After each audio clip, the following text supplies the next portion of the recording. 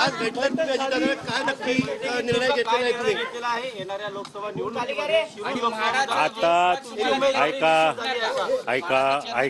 ऐका आताच राष्ट्रवादी काँग्रेस पक्षाचे प्रदेशाध्यक्ष सुनीलजी तटकरे यांनी सांगितल्याप्रमाणे माझा पक्षप्रवेश 26 तारखेला माझ्या मतदारसंघामध्ये होणार आहे। मोठ्या प्रमाणामध्ये मोठ्या उपस्थितीमध्ये हा पक्षप्रवेश 26 तारखेला मंगळवारी संध्याकाळी होणार आहे। हो, एकनाथ शिंदे साहेबांशी बोलणं झालं, शिंदे साहेब आणि अजितदादा दोघांशी बोलणं झालं, दोघांचं फडणवीस साहेबांशी बोलणं झालं। त्यामुळं 26 तारखेला प्रवेशाला मला त्यांनी ग्रीन सिग्नल दिलेला आहे।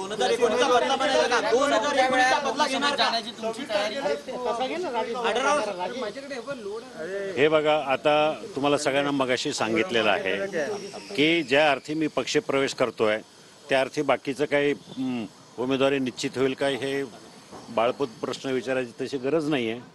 2019चा बदला घेणार का? मग त्यासाठीच उभा राहणार आहे। तुम्हाला खात्री आहे विजयची? 100% मला काय, माझ्या जनतेला खात्री आहे।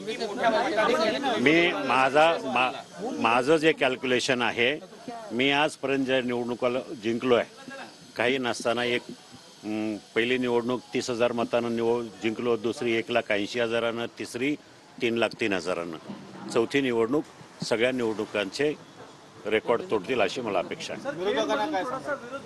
काही सांगायची गरज नाही, त्यांना सगळं माहिती आहे। नाही असं काय नाही। हे बघा, नाही काही गरज नाही ते सोडायचं, त्याचा आणि ह्या उमेदवारीचा किंवा निवडणुकीचा काही संबंध नाही। राहिला प्रश्न तुम्ही काय विचारलं, हे बघा, विरोधाचा विषय असा आहे की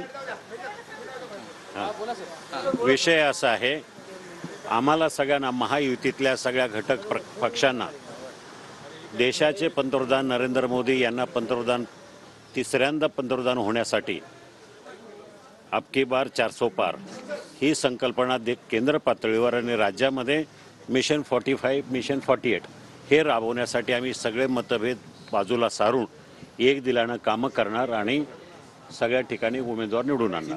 उमेदवार अजितदादांनी पळवला असं म्हटलं जातं? नाही, असं कुठलं काही म्हटलं नाही, कोणी काय म्हणत नाही तसं। हे महायुती आहे, हा कन्सेन्सस आहे महायुतीतल्या तिन्ही पक्षामध्ये, या तिन्ही पक्षानं ठरवलेलं आहे। त्यामुळं कोणी पळवलं कोणी काय नाही, याच्यामध्ये सरळ आहे, महायुतीतला उमेदवार आहे। ठीक आहे साहेब, मोहिते पाटील यांनी पण विरोध केला होता, ते झालं ना, सांगितलं, त्याविषयी बोललो मी आता। त्यामुळे राष्ट्रवादीतला अजित पवार गटामधला अंतर्गत विरोध आता संपलेला आहे। दिलीप मोहिते पाटील यांची खरं तर नाराजी होती आढळरावांच्या उमेदवारीला, मात्र आता ही नाराजी दूर करण्यात कुठेतरी यश आलेलं दिसतंय अजित पवार गटाला, आणि म्हणूनच शिवाजीराव आढळराव पाटील यांना आता शिरूरमधून उमेदवारी मिळते आहे। शिरूरच्या रणमैदानात आता अमोल कोल्हे विरुद्ध शिवाजीराव आढळराव पाटील बघायला मिळतील।